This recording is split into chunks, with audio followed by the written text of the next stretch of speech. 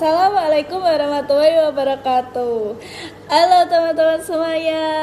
Perkenalkan, saya Verina Septian Malia dari Prodi Pendidikan Ekonomi Rombel A dengan NIM 2407010012.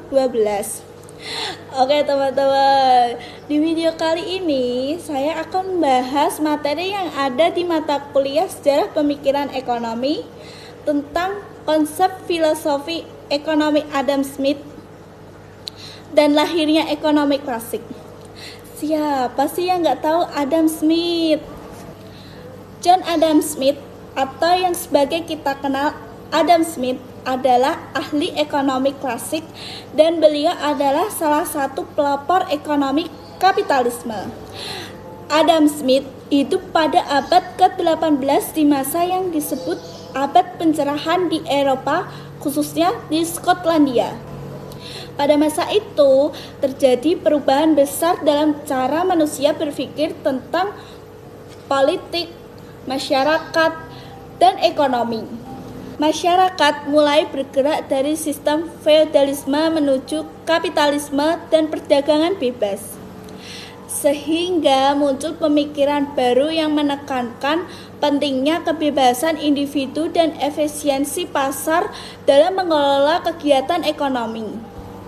Dalam konteks ini, perubahan inilah para pemikir ekonomi klasik menolak pandangan merkantilisme yang menyatakan bahwa kekayaan negara diukur dari jumlah emas dan perak yang dimilikinya, sehingga terjadi besarnya campur tangan pemerintah dalam kegiatan ekonomi. Melalui karyanya sebuah buku yang sangat terkenal yaitu The Wealth of Nations, buku ini diterbitkan pada tahun 1766. Inti dari buku ini adalah menggambarkan sejarah dari industri dan perdagangan di Eropa serta dasar-dasar perkembangan perdagangan bebas.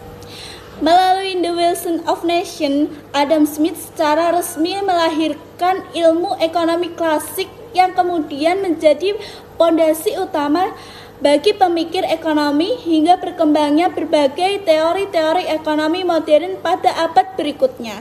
Ada beberapa contoh teori menurut Adam Smith. Yang pertama yaitu division of labor atau pembagian kerja. Adam Smith berpendapat bahwa pembagian kerja adalah kunci utama dalam pertumbuhan produktivitas dan kemakmuran suatu bangsa.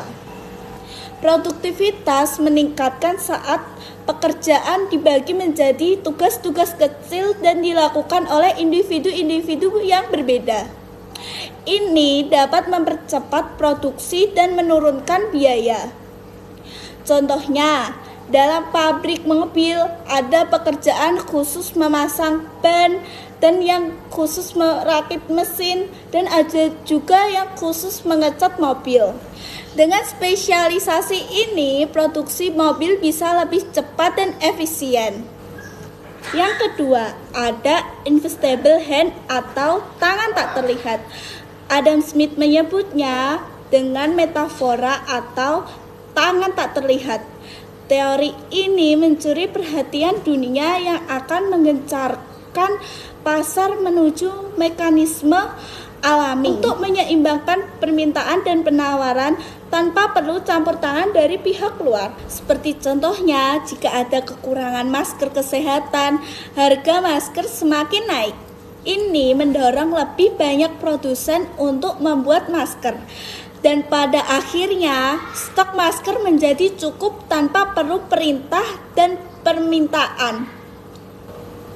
Produsen ingin mendapatkan untung sehingga ia memproduksi barang yang diinginkan masyarakat.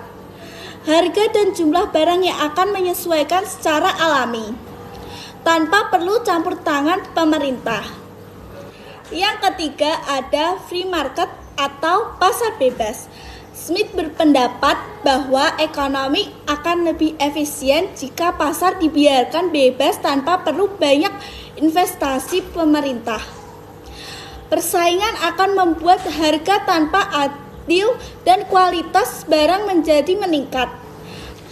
Contohnya, di pasar tradisional banyak penjual buah bersaing karena persaingan harga buah menjadi wajar dan pembeli mendapatkan buah yang lebih baik dengan harga yang bersaing. Demikian penjelasan singkat mengenai filosofi ekonomi Adam Smith dan lahirnya ekonomi klasik. Terima kasih banyak teman-teman telah menyaksikan video dari saya. Dan jangan lupa like ya teman-teman. See you.